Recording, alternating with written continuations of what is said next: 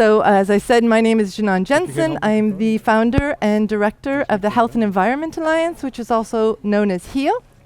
When I say that this plastic is coming from electronic waste, when I first heard this, I was like, wait a minute. How can we use electronic waste to make plastic that goes out into our toys? I thought it was kind of unbelievable, and maybe you do too. Because brominated flame retardants, as we've heard, they affect the thyroid function in children, and they are linked to neurological brain disruption, and as we've heard, attention deficit disorder. So it only seemed logical to me that these kids' toys would not contain brominated flame retardants or other toxic stuffs. But guess what? The reality is quite different. In our small-scale test, over 10% of them contained a highly toxic and banned chemical. And these are the things that we're buying or receiving and letting our children play with. And as we know, this is only the very tip of the iceberg.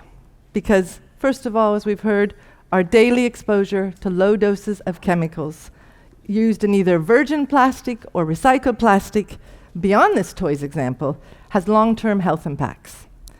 And we know, we've heard already, that chemical additives used in many plastics are actually endocrine disrupting chemicals, which are linked to numerous and serious health conditions, which I know none of us would like to experience or have our family experience, such as infertility, breast cancer, prostate cancer, and also obesity and diabetes. The second problem is, even though we know these chemicals are in our plastics, they're causing health problems, but the laws in place, whether they're EU or national or global, are too weak to solve this problem. So what do we do about this? Well, for many years at HEAL, we've been working awareness raising and advocacy with European decision makers and national decision makers to try and make environmental laws that actually protect and promote our health. Again, this means two things in the wider perspective. First of all, recognize that chemicals do affect our health. And secondly, let's build laws to prevent that from happening at the beginning. Let's not let ourselves be guinea pigs. And what we see is a huge discrepancy between this growing movement against plastics pollution and the weak institutional responses that we are getting. Not only have decision makers evaded the problem of plastics for far too long, but the main response that we've seen to date, here in Europe at least, is focusing on banning the single-use plastics, which is important and is a step forward, but it's really not far enough. We also know that the microplastics restriction, which is currently going through the European Chemicals Agency, is a step in the right direction, but it won't solve the larger problem. It's the weakness of the actual laws that are regulating the chemicals that are in these plastics. So that's where we need a change. Therefore, we feel if we're really serious about addressing this plastic challenge, the real issue is to cut the plastic production and use, not just to recycle it, we heard this from other speakers, and regulating the chemicals that are actually going in to produce plastics in the first place. And this doesn't just mean toys, like I've shown you today. We've seen consumer products. We have food packaging, as we've heard, which is just incredible that we're using these chemicals that are then finding themselves into our food. And we need to have a serious detox on chemicals. According to the Eurostat data, 75% of the chemicals produced today in Europe are hazardous.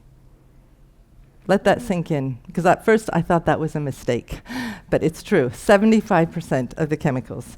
And so, although it may seem very bleak, I feel, and many of the organizations and NGOs and grassroots that we're working with actually have a bit of hope, because we think there are some opportunities to prevent this from happening in the future.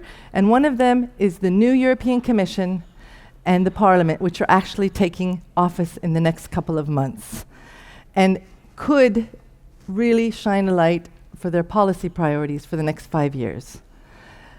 The new European Commission president, who is a medical doctor, who understands prevention, she has put forward a zero pollution strategy for Europe's political objectives. And that includes reducing exposure to endocrine disrupting chemicals, air quality, lots of other things, but the issues that we're really concerned about. And we really welcome this commitment, and we hope that this commitment actually goes more than just a commitment, but goes into laws, because laws are what industry have to abide by. First of all, better, faster, more protective legislation of all the chemicals going into plastic. Secondly, let's speed up the identification of chemicals of very high concern that are often used in plastics production. Some of the names you've heard today already: bisphenols, phthalates, perfluorinated chemicals, the forever chemicals. Thirdly, change the regulation pattern so it becomes impossible to use chemicals of the same family with very similar properties. It makes sense. Why would we go from bisphenol A to bisphenol S? It just doesn't make sense. Fourthly, let's make sure that all substances of very high concern, that's what we're calling them in the EU, can never make its way into food packaging, into our toys, or other consumer products. And this also means getting rid of the double standards that we currently have today. Double standards between virgin and recycled plastics, double standards between EU and imported products. This is what we would like to see done. And we have one message to the European institutions to try and lead the way on this, and this is that zero pollution, their zero pollution objective for plastics means a serious detox on chemicals and very strong laws and implementation checks today. Thank you very much.